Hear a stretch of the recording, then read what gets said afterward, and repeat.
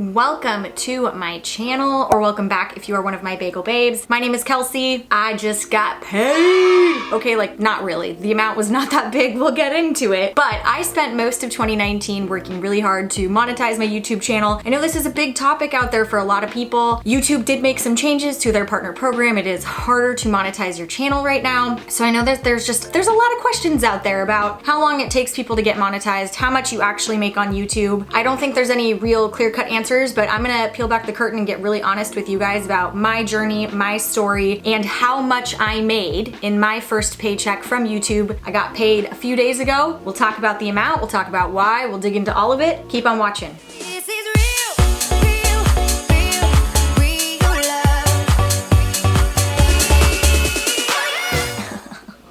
Oh, I love this. There's no glare or anything. I can actually wear my glasses and I don't think there's a glare. Guess we'll find out in post. All right, I took a bunch of notes down trying to kind of like consolidate my journey, but my hope with this video is that I can kind of give you guys a peek into my business, how I managed to get my YouTube channel monetized, and then also how much I got paid. I do want to be a little bit more transparent with the business of blogging in general, how much people do make. I know I can only speak for me, right? I can only speak for me. I can't speak for what other people have made in their first paycheck, but let's talk about the backstory.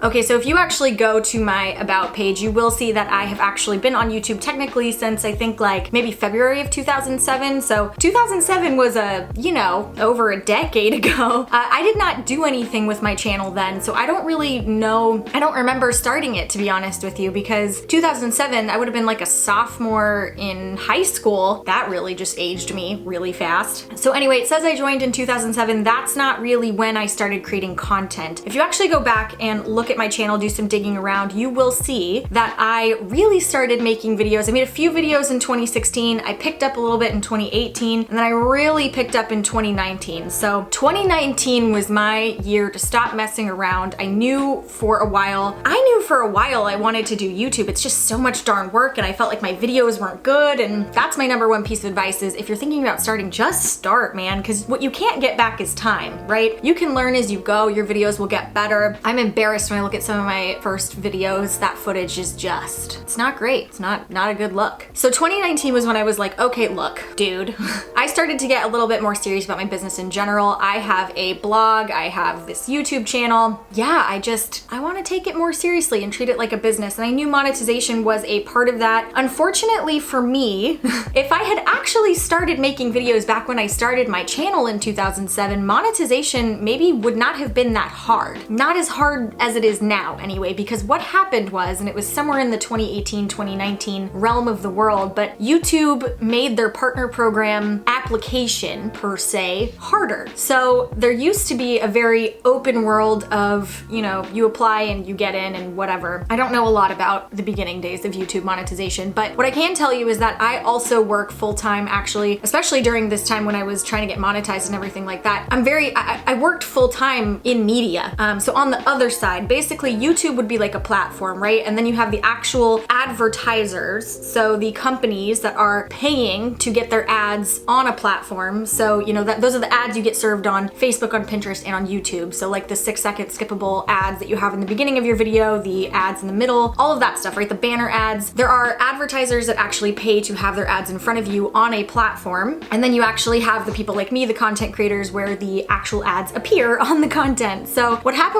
is that there were a lot of brand safety issues. I don't want to get into it too much, but there were some brand safety concerns where essentially the companies that were putting their ads on YouTube were concerned that their ads were being put on videos that maybe didn't align with the brand values. So for example, if you're a very conservative brand and then maybe you show up on a video where someone's talking about some not so conservative things, that doesn't look good on your brand. So basically it was because of pressure from these brands that YouTube tightened up their partner program, made it harder to get in, and now videos get demonetized. I don't want to say frequently, but they can be demonetized. So that's the backstory. Basically, I'm telling you that because that's what made it so hard for me to get monetized. That's what makes it so hard for smaller creators to get monetized on YouTube now. Because of these changes to the partner program, essentially what happened was YouTube said you have to have 1,000 subscribers and you have to have 4,000 watch hours within the last 12 months. Now, the subscriber thing for me was not not that big of an issue. I was above 1,000 subscribers or like right at it, so not a big deal for me. I had just done that because I had done, you know, giveaways on my Instagram or via the blog, whatever, and one of the requirements of those giveaways would have been that you had to follow me on YouTube. So what was a huge issue was really, it was the watch hours. 4,000 watch hours, although it doesn't seem like that much, that's a ton of time. 4,000, not minutes. Hours. Basically, my strategy for getting monetized was essentially I just needed to pump out more content, and I needed to be more strategic about what that content was about in order to get views. So I made a commitment that I was gonna post 2 times a week. It was like Wednesdays and Sundays for the most part. Sometimes I slipped up, but I was pretty consistently posting 2 times a week all throughout 2019. I credit my being able to get monetized a lot with that amount of content. I think if you are in that space where you're trying to get monetized, you need to put out more. You don't have the luxury of just having 300,000 subscribers and they all watch all your stuff and you get hundreds of thousands of views. It's no problem. If you're just starting out, consistency is key, and you actually need to produce a lot of content. That just is what it is. The second thing I'll say is I got, like I said, very strategic about what it was I was filming. So as much as I love makeup, I love beauty, I love it so much. If you want to see how to get this look, check out my previous video. So I love beauty, but if you actually go and look at my channel,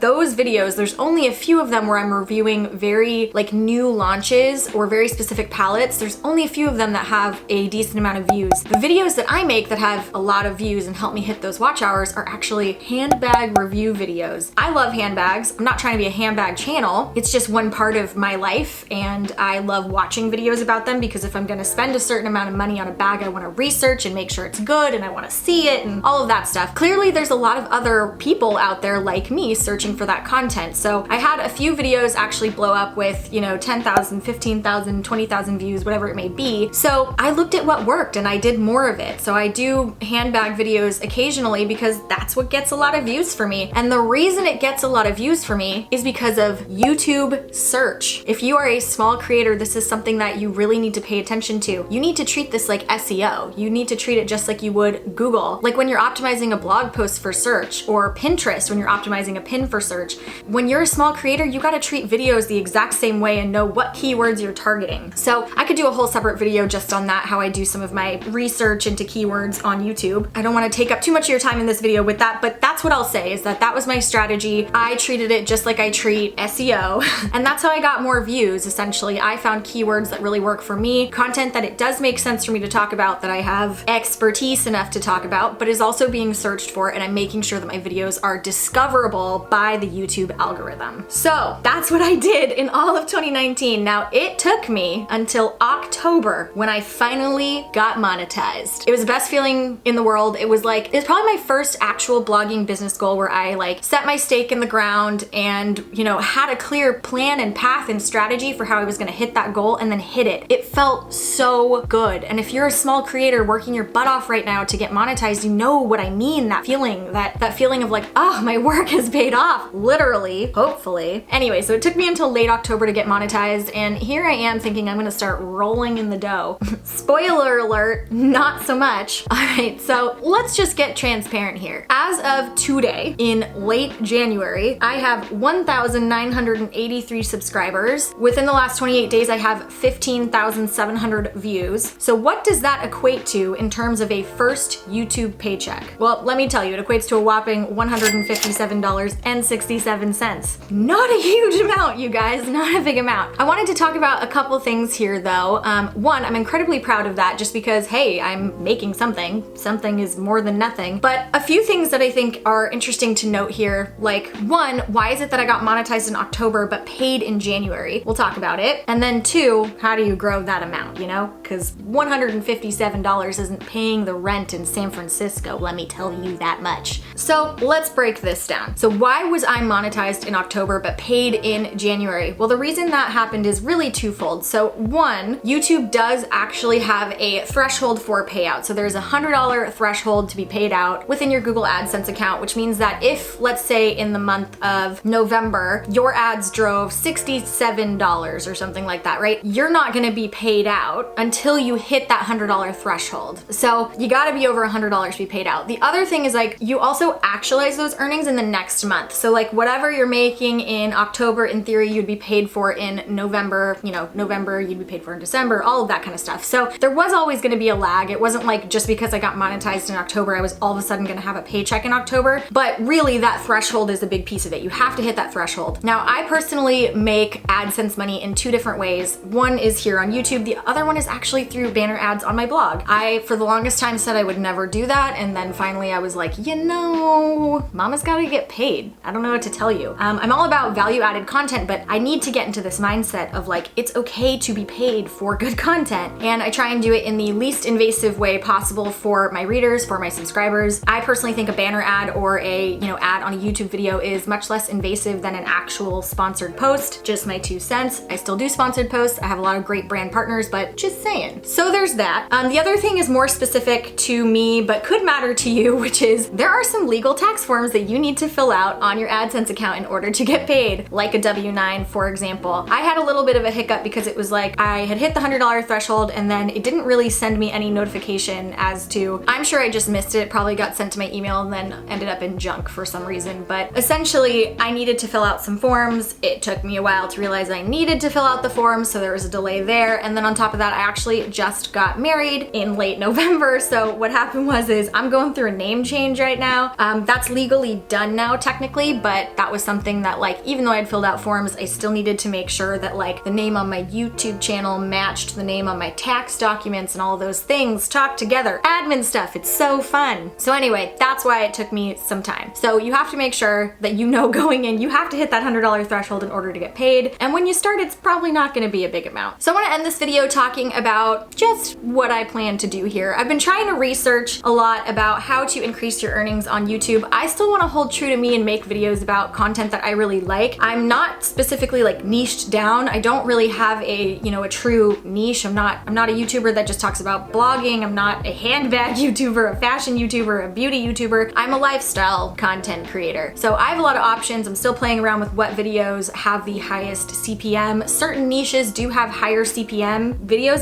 That just is, they have higher CPM rates. That just is what it is. So some advertisers are just willing to pay more to appear on specific types of content. So kind of working on that, playing around, seeing what works, all that good stuff. I don't really have like specific subscriber goals or anything like that right now. I'm just chilling and want to make more good content. So anyway, you guys, I just wanted to take you on this journey. Obviously, like whatever I make from, almost 2,000 subscribers and 16,000 views within the last, 28 days, my 157 is just because of my specific CPM, where my specific, viewers are. It's also personal. There could be somebody that is making way more than I am at the same amount of views and the same amount of subscribers and somebody making way less. I think what I've learned here from this whole experience is that there's really not a whole lot of consistency. There's not a formula, and somebody's experience or advice isn't always going to translate to you, but we all can keep watching and keep trying to learn and figure it out together. So that's going to be it here, you guys. Just wanted to take you on this little journey with me. Please, I'm just going to say the normal stuff. Subscribe to my channel, join the family, hit the thumbs up button.